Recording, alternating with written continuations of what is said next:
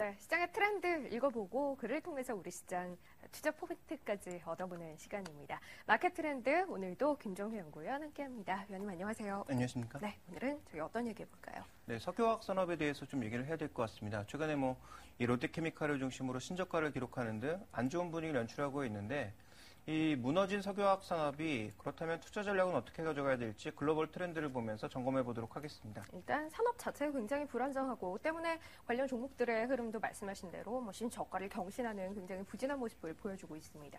그렇다면 그 근간의 이유가 무엇인지를 좀 찾아봐야 할 것 같은데요. 산업이 이렇게 불안정한 것 이유를 어디서 찾고 계십니까? 네, 아무래도 가장 중요한 것은 수요다라고 보여지는데요. 우리나라 이제 석유화학 업체들이 이렇게 주가가 과거에 좋을 수 있었던 차화정의 분위기를 만들 수 있었던 가장 중요한 원인은 중국 수요였습니다. 최근에 중국의 수입량이 급감하고 있는 그런 양상이죠.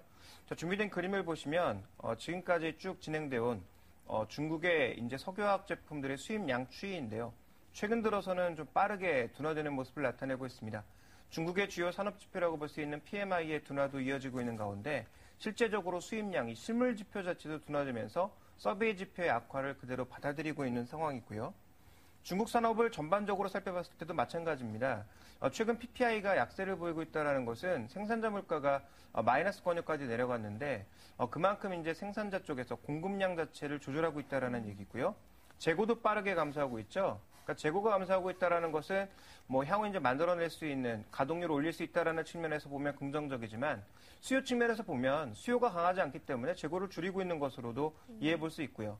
실제 이제 생산량이 산업 생산도 줄어들고 있는 양상이어서 이런 중국 지표의 약세가 결국은 석유화학 종목군들에게는 부담이 되고 있다. 또 실제적으로 석유화학 제품들의 수입량 감소, 중국의 수출량 감소와 함께 모든 것이 동반해서 가고 있는 모습인데 이러한 요인들이 이제 국가별로 보면 유럽에 기인하고 있다라는 거죠. 다음 준비된 그림은 중국 수출 물량과 함께 유럽의 이제 수입량을 보실 수가 있겠는데 유럽의 수입량이 감소하면서 중국 수출량도 감소하고 있고 실제적으로 석유화학 제품 가격도 하락하고 있는 그런 모습들이 발견이 되고 있기 때문에 이 유럽 문제부터 촉발되고 있는 중국의 전반적인 석유화학 산업 생산 둔화 또 중국 내부의 변화 이런 것들이 현재 석유화학 업종을 끌어내리고 있는 중요한 요인이 되고 있다. 그리고 이 요인이 쉽게 바뀔 것 같지 않다. 이런 부분들이 부담이 되고 있습니다. 일단은 유럽 쪽의 경기가 침체된 상황에서 중국에서 유럽으로 수출하는 물량이 많이 줄어들었고 때문에 수요가 강하게 견인되지 못하는 상황에서 우리 석유화학 업체들까지도 함께 타격을 받고 있다라는 얘기를 해주신 건데요. 하지만 지금 상황이 그렇다고 하더라도 앞으로 기대할 만한 것들이 있다면 장기적인 관점에서 성장에 대해 기대할 만한 것들이 있다면 주가가 이렇게까지 밀리지는 않을 것 같다는 생각도 듭니다. 장기적으로 현재 시장이 걱정하고 있는 부담 요인은 뭐라고 할 수 있을까요? 장기적으로도 부담 요인이 굉장히 많습니다. 가장 먼저 이제 우리가 부담 요인으로 최근 보고서가 많이 나오고 있는 게 셰일가스 얘기거든요. 네. 그러니까 미국이 셰일가스 산업 생산을 시작하면서 이와 관련된 부담이 늘어날 것이다라는 얘기가 많이 나오고 있는데요. 지금 미국뿐만 아니라 중국, 호주 등 여러 국가에서 추가적으로 셰일가스 생산에 나서고 있는 상황입니다. 그래서 이와 관련된 부담이 있지만 단기적으로는 영향이 없는 것이 준비된 그림을 보시면 실제로 상업 생산하고 있는 양이 굉장히 미미합니다. 현재 지금 파란색으로 표시되고 있는 것이 상업 생산량인데요. 아직까지는 미국 수요 정도만 감당할 수 있을 정도고 수출은 2015년부터나 확실하게 나타날 수 있어서 지금 당장은 부담이 되고 있지 않지만 셰일가스와 타이트 오일에 따른 부담감이 해가 가면 갈수록 증가할 가능성이 있다는 점이 부담 요인이고요. 또 하나 이제 장기적으로 살펴봤을 때 부담 요인은 뭐냐면 최근에 중국이 유가와 관련된 변동성을 조금 줄이기 위해서 투자를 가장 많이 하고 있는 분야 중에 하나가 석탄화학입니다. 매장량 부분으로도 3위고요. 중국이 3위고 또 이제 중국의 석탄 단가가 호주나 이런 주요 국가보다 낮은 상황이기 때문에 석탄 쪽에서 이제 에탄이라든지 이런 것들을 생산해내는 석탄화학이 굉장히 빠르게 투자가 진행되고 있는데 이런 생산이 언제부터 본격화되느냐? 2014년부터 본격화됩니다. 그러면 이제 중국이 수입하고 있는 폴리프로필렌, 폴리에틸렌의 양이 더 감소할 가능성이 있다라는 거죠. 그래서 장기적으로 봤을 때는 미국의 셰일가스와 함께 중국의 석탄화학이 부담이 되고 있는 상황이고요. 현재 구간에서 또 문제가 되고 있는 건 뭐냐면 지금 이 석유화학의 가장 근간이 되고 있는 이 물질이 바로 에틸렌이라고 하는 건데 나프타에서 분리해낸 에틸렌이라고 하는 건데 이 에틸렌의 전반적인 캐파가 최근에도 계속 올라가고 있습니다. 그렇지 않아도 지금 공급이 많은 상황인데 앞으로도 이제 추가적으로 캐파가 계속 늘어나고 있다는 거죠. 그래서 준비된 그림을 보시면 에틸렌 스프레드, 즉 에틸렌 마진은 부진한 상황에서 캐파는 계속 늘어나고 있고 기존 증설 계획도 올해 4분기로 가면 갈수록 계속 늘고 있다는 거죠.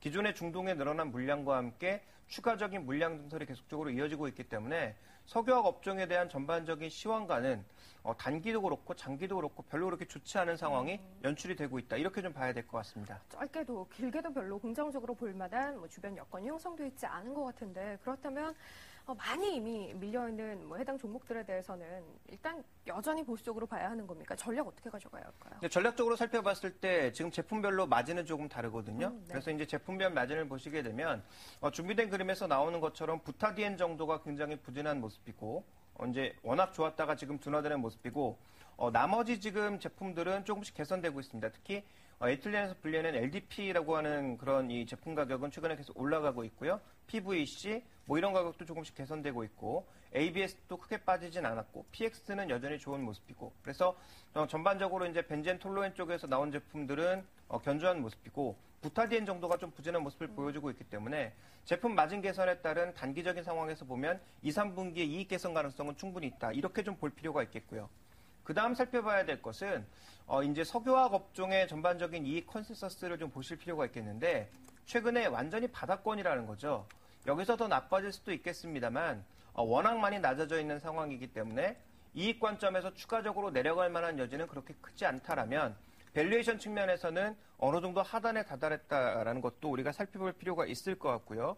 그 다음 살펴봐야 될 것은 한국의 석유화학 제품들의 전반적인 수출 비중은 줄어들고 있으나 생산량은 꾸준히 증가하고 있는 모습들. 그래서 아직까지 가동률이 떨어진다든지 최악의 그 국면으로 내려가고 있는 모습은 아직까진 아니다라는 점. 또 한 가지 살펴봐야 될 것은 이제 중국의 수출 물량이 많지만 동남아라든지 주변 국가들로 수출하는 물량들도 충분히 있다라는 점을 고려해 봤을 때 전체적으로 이들 종목에 대한 투자 전략은 단기적으로 놓고 보게 되면 낙폭과대주를 중심으로 2, 3분기의 반등 가능성은 열려있다. 이렇게 좀 봐야 될 것 같습니다. 그래서 장기 관점으로 대응하기보단 낙폭과대주를 중심으로 단기적인 대응이 필요하다고 보고 있고요. 긴 관점에서 투자를 하려면 종목군들을 굉장히 좀 압축해 나가야 되겠다라고 판단하고 있는데 긴 관점에서 본다면 LG화학의 포트폴리오가 석유화학에 아직 집중되어 있지만 최근에 2차 전지라든지 전자소재 쪽으로 많이 돌아서고 있는 국면이기 때문에 이런 일시적인 진통 과정을 거친 이후에는 좀 좋아질 가능성을 염두에 두실 필요가 있겠고 미국 배터리 공장 가동에 따른 수혜도 서서히 예상해 볼 수 있는 구간이라는 점에서 매력적이고요. 또 하나 이제 살펴봐야 될 건 현대 EP라고 하는 종목인데 상대적으로 중소형주이긴 합니다만 최근 차량 경량화와 함께 굉장히 매출이 증가하고 있는 모습이어서 이와 관련된 수혜를 우리가 장기적으로 예상해 볼 필요가 있을 것 같고요. 자, 마지막으로 살펴봐야 될 것은 태양광입니다. 태양광 구조조정이 최근 꾸준하게 이어지면서 이제 중국의 회사들의 추가적인 악화가 나타나고 있고 중국 내부에서도 구조조정 그리고 관세와 관련된 이런 세금과 관련된 정책들도 굉장히 이제 나타나고 있는 상황인 점을 고려해 본다면 결국은 OCI나 하나케미칼 같은 종목군들도 단기적인 흐름보다는 장기적인 관점에서 접근이 유리하지 않나라고 판단하고 있어서요. 이들 네 종목을 중심으로 장기적인 대응은 어느 정도 가능하지 않을까 이렇게 판단하고 있습니다. 하지만 단기적인 관점에서 낙폭과대에 따른 기술적 반등은 이외 롯데케미칼이나 금호석유에 대해서도 기대를 해볼 수 있다라는 의견이시죠. 네, 금호석유보다는 롯데케미칼 같은 종목군들이 상대적으로 낫지 않을까라고 보고 있습니다. 네, 알겠습니다. 오늘 마켓 트렌드 여기서 마무리할게요. 김정희 연구위원 함께했습니다. 위원님 고맙습니다.